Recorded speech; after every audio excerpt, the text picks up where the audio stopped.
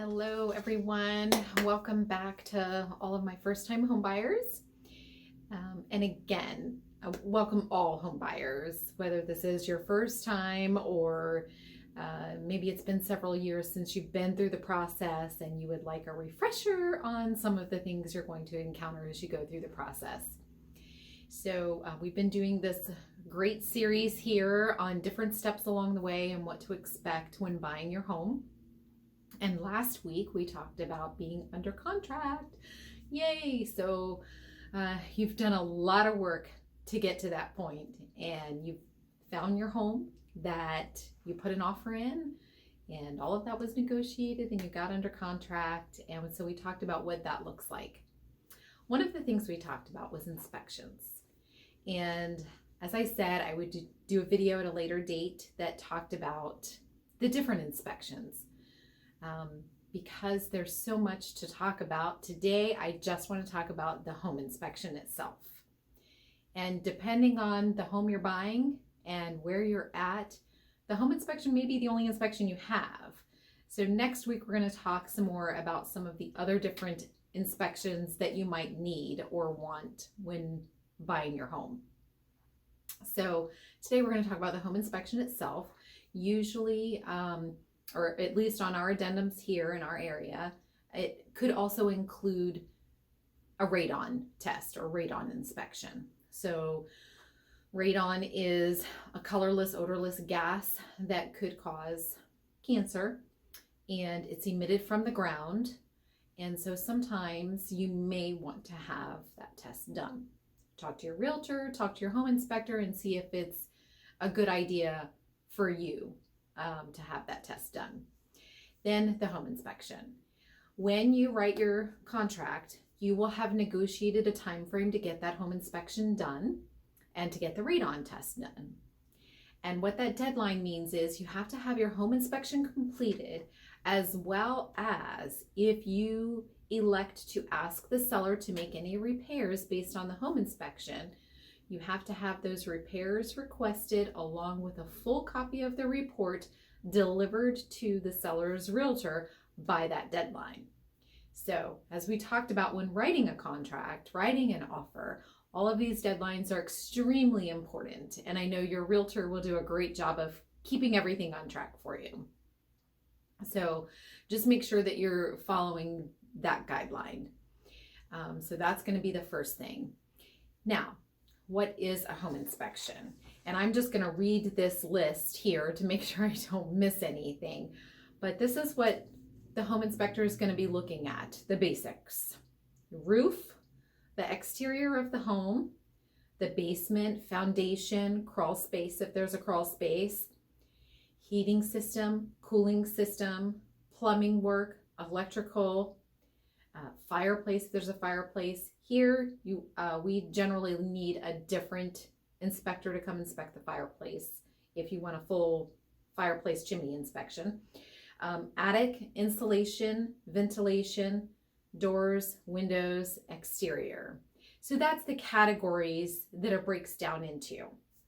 Now, as far as going through that, a home inspection is a visual inspection, a surface inspection.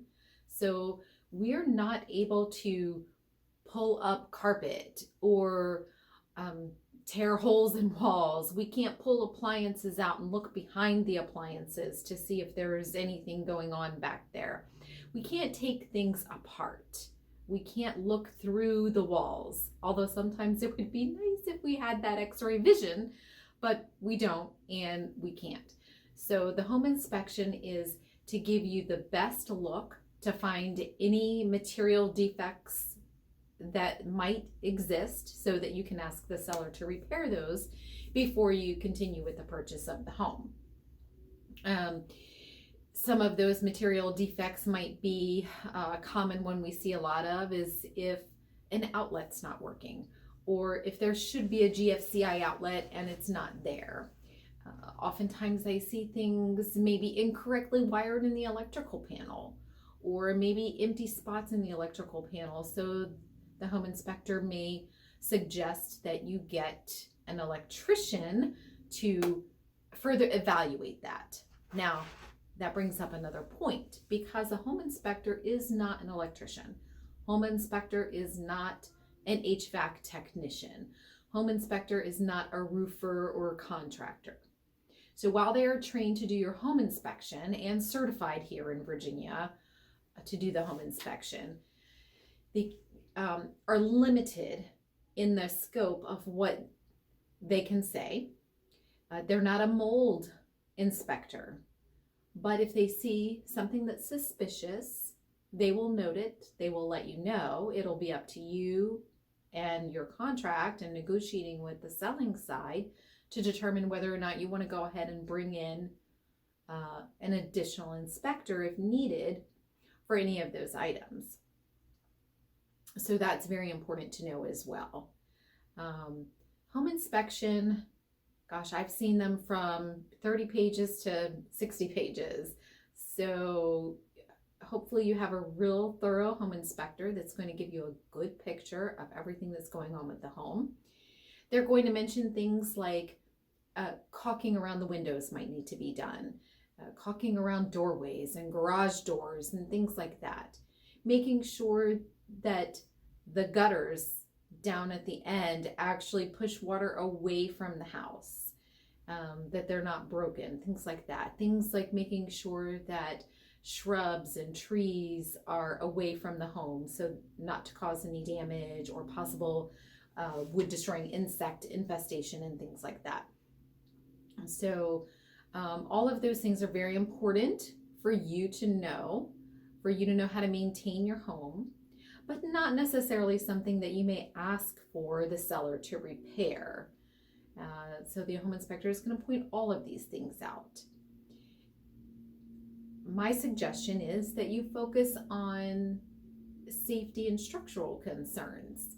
You know, if that electrical outlet is not working, if the plumbing is leaking, if there's, a big leak under the sink, if something was not constructed correctly in the attic, we've seen things come up with roof issues, trusses and things like that, that may need further evaluation by a contractor. So at that point, that's when you can go back and negotiate these things with the seller.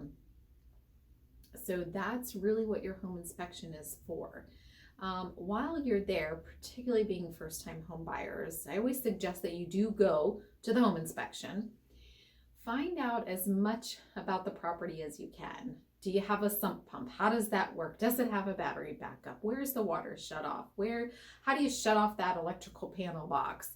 All of those things that might be important to know.